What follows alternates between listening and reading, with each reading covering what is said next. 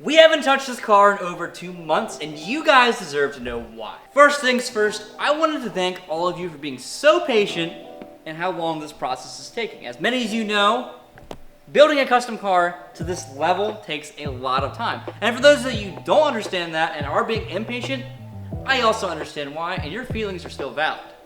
So this video is a little bit of an update of where we're at and where we're going with the Porsche 928 build. If you have not been following this build at all, here's some quick context on what we have right in front of us. So this is a 1983 Porsche 928. And what we're doing to it is doing a complete overhaul of the exterior with a wide body, custom design features, custom paint, the whole 9 yards. And also in the inside, we're gonna be doing a full custom interior as well. To do all that takes a lot of time, money, and well, time. So to begin, we're gonna go from front to back on the car and kind of just go over what's going on. We're starting at the front because it's the most important thing that's kind of holding us up. The front bumper really defines how these fenders are going to lay and flow.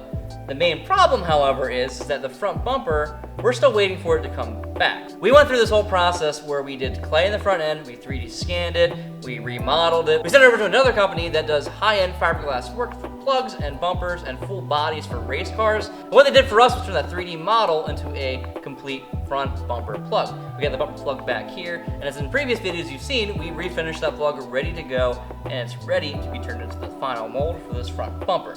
Well, we're waiting for that bumper to define the fenders like I mentioned. So once that bumper is back, I can actually go through and finish out these fenders, weld them on, terminate the edges, make sure the gaps are all nice. But until then, I can't do anything with it. My hands are tied. We're waiting for that to come back. The other thing that we must do is the version 2 of the turn signals for the front bumper. Many of you saw the 3D printed version that we made for the front bumper currently, and we said that we were going to go back to the workshop and kind of rework it. So we're going to be doing that here in the coming future once the bumper's back, so we have a good base to work off of for bolting it in and whatnot, to figure all that stuff out, and then change the design to get rid of that weird Chevy looking thing that was going on. So yeah, we gotta address that. So now in our process of moving back, we're at the fenders. These fenders I handmade from aluminum, and as you can see, they look great, but they're still like 85% there. There's still work that needs to be done to them. We also need to weld them to the car. The inside to the vent here, I had the bottom side made, which is currently laying in there and not where it's supposed to be. However, there's a lot of finishing work that needs to be done, which can't happen until that bumper is here. But once the bumper's here, I can weld it on, I can fit it up, we can get our wheel arch exactly where it needs to be, we can get our fitment perfect with the wheels we have right now. I think it's gonna look sick, but we'll get there. This is a promise. This is a promise to you guys. We're gonna get there. Just take some time. Behind the fenders, of course, we have our custom rockers we made. At first glance, they look finished, and they are pretty close, believe it or not. There's some dust on them because they've been sitting, and a little bit of flash rust, but that's no problem. What needs to be done, however, yet is the undersides. They're not capped off yet. We gotta box them in. We gotta terminate the front end to the fender here. We got to come up with a system to bolt these together and have it be nice and seamless, but still be able to remove the fender. They're also two dissimilar metals, because one's aluminum, one's steel. So we gotta make sure they're not rubbing against each other, causing like galvanic corrosion or anything. All that to say, rockers on both sides are at the same point, just like the fenders. Fenders on both sides are at the same point as well. Except behind that, we have this capped off the inside of the rocker on both sides. There's still some more capping work that needs to be done to finish that out. So now we're at the quarter panels.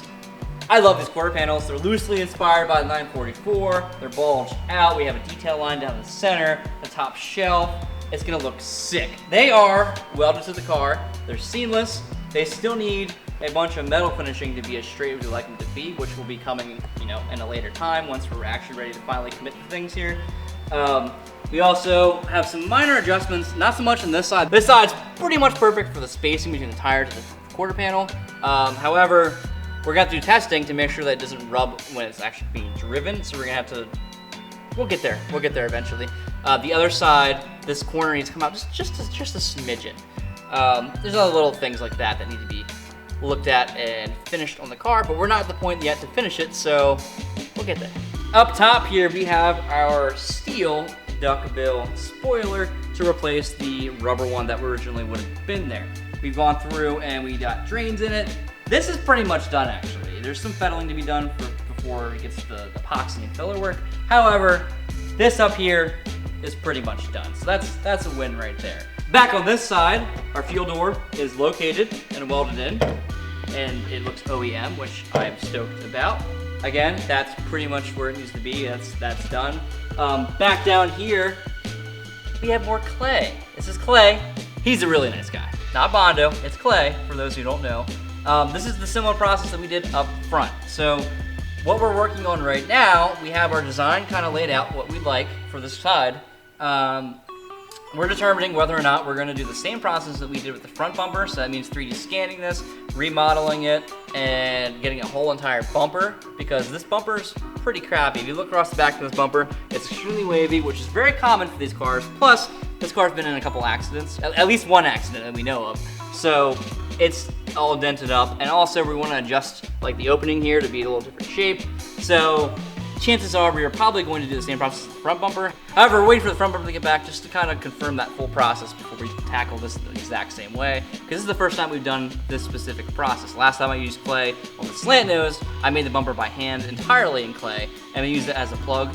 And it went well, but it needed a lot of refinishing work at the end. Whereas this process we're currently doing makes sure that it's completely laser perfect because it's done in CAD, and there shouldn't be any refinishing that gets done afterwards. You'll also notice that the Clay comes up to here, whereas originally the 928 bumper would terminate in a straight line down through. What we'd like to do is actually have this bumper be all one piece that kind of bolts underneath here, like a more modern car. And that'll allow like this work down here to not have to be done in metal, because I think it's a little unnecessary to make it out of metal, given the location and the complexity. As for the rear end here, exhaust-wise, we're going to go for something that has the tip somewhere around this area. We want to bring it up and kind of make it all copacetic with the rear bumper and kind of integrate nicely. I think that it's going to look rad, and that's coming up on the horizon as well. And the last thing that I want to talk about is your little treat for sticking along to the end of this video. We have a brand new project that we're going to be revealing this Friday. That's what, 3 days from now? And as you guys are probably aware, we go big when we do custom projects.